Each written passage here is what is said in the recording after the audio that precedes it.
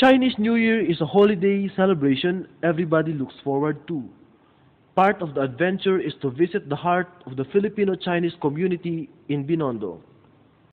On January 30, the countdown to the Year of the Horse kicks off with a festive celebration marked by dancing Chinese dragons at the Lucky Chinatown in Binondo.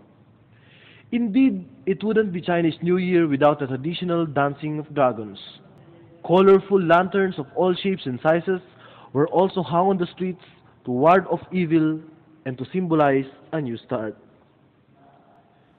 Visitors got the chance to experience lucky rituals from tossing a coin at the prosperity tree, ringing the good luck gong, and buying good luck charms, among others.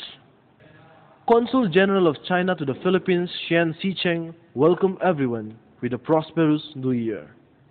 I hope the coming new year will bring more power to our two countries and our two peoples. Happy Chinese Lunar New Year! Mabuhay! Gonghi Fa Visitors also crowded the bazaars that offers variety of Filipino and Chinese delicacies.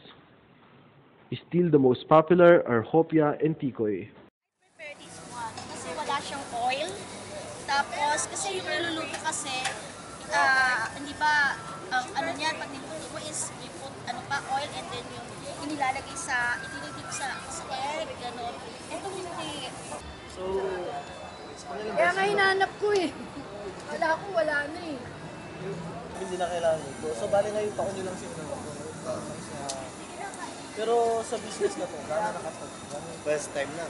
Sa business, medyo magiging okay ngayon. Medyo magiging competitive na lang ng konti. Pero people will tend to be more successful and victorious sa mga ginagawa nila. Makakapag-invite lang tayo ng competitor, kaya medyo magiging quarrelsome lang. Ayun, so iwas tayo sa away tsaka init na ulo. Ang okay na business ngayon yung mga related sa fire tsaka earth element like services, business, at mga more related sa fire, restaurants,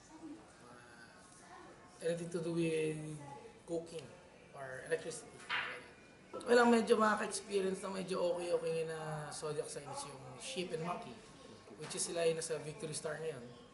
Then, ang Rooster, kahit na kontra siya sa year ngayon, which is, ang tawag nila is Chong, still meron siyang nasa Heaven Star siya ngayon.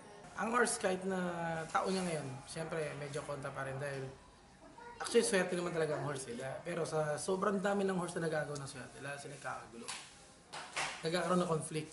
Pero still, meron silang prosperity. Ang medyo hindi okay ngayon ay siyempre yung rat, which is na kalaban ng horse. Pero still, hindi naman pag sabi hindi mo okay, hindi na okay. Medyo may konting obstacles lang.